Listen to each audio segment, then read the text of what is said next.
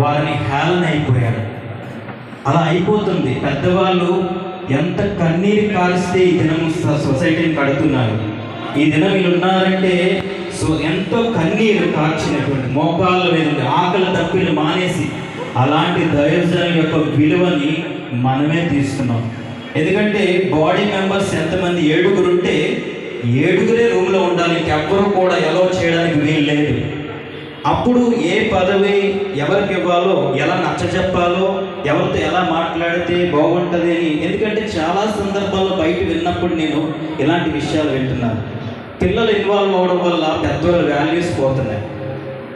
ఎందుకంటే నేను మా పిల్లలు గొప్ప అంటే వాళ్ళు అంటున్నారు, తల్లిదండ్రుల తరఫున వారు మాట్లాడుతున్నారు. కానీ ఈ సేవలో ఎంత లోతు ఉందో వీళ్ళకి తెలుసు, కానీ పిల్లలు మాకు తెలియదు, ఏదో పై మాటలు వింటున్నాం అంతే. కానీ ఇక మీద నేను చెప్పాల్సిన పెద్దవాళ్ళ విలువలు మనమే కాపాడాలి.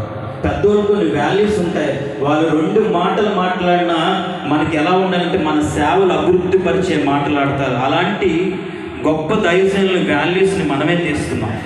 కనుక ఇక మీద వాళ్ళు మాట్లాడుతున్నప్పుడు మైక్ పట్టుకున్నప్పుడు మనం హేళనగా చూస్తున్నాం. ఏంటండి ఆ అయ్యగారు అలా మాట్లాడుతున్నారు అంటున్నారు. కానీ కాదు, ఆ అయ్యగారు మాట్లాడారంటే ఒక దేవుని ఆత్మ, ఒక దైవజనుడు ఎన్నో గొప్ప నిర్ణయాలు తీసుకుని మాట్లాడాడు అని మనం అనుకోవాలంటే ముందు మనము ఒక బాడీ మెంబర్స్ని మనం గౌరవించాలి. బాడీ మెంబర్స్ ఉన్నప్పుడు ఎవరు ఎలా అవ్వకూడదు. వాళ్ళు 7 నిర్ణయించాలా. 7 ఏం మాట్లాడుకుంటున్నారో వేరే వాళ్ళకి తెలియకూడదు. ఇక్కడికి వచ్చినంత వరకు కూడా సస్పెన్స్గా ఉండాలి. అప్పుడే ఒక ముందుకు వెళుతుంది. లేదంటే రాను ఏమవుతుందంటే పిల్లల దగ్గరికి వచ్చేసరికి కత్తులు పట్టుకుని వెళ్ళాల్సిన పరిస్థితి వచ్చేస్తుంది. ఇప్పుడు కుర్చీలు ఎత్తుకుని కొట్టుకుంటున్నారు. రానున్న దినాల్లో మాకు ఇంకా ఇది అనుభవస్తులు, అనుభవమైన వారు, కానీ రానున్న దినాల్లో ఇంకా భయంకరమైన రోజుల్లోకి వెళ్ళిపోతున్నాయి. ఎందుకంటే దైవస్వరూపి అంటే వెలిగించేవారుగా ఉండాలి, కానీ ఆర్పేవారుగా అయిపోతుంది.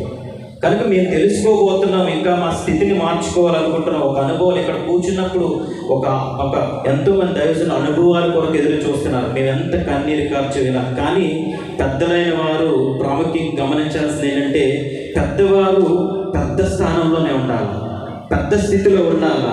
వారి బాధ్యతలు, రెస్పాన్సిబిలిటీస్ అన్నీ కూడా చిన్నపిల్లలు, యూత్ మెంబర్స్ ఎదుగుతున్న వారికి నడిపించేవారు కావచ్చు, భోజనాల క్రమం కావచ్చు, సౌండ్ సిస్టమ్ కావచ్చు, నడిపించేవారు కావచ్చు.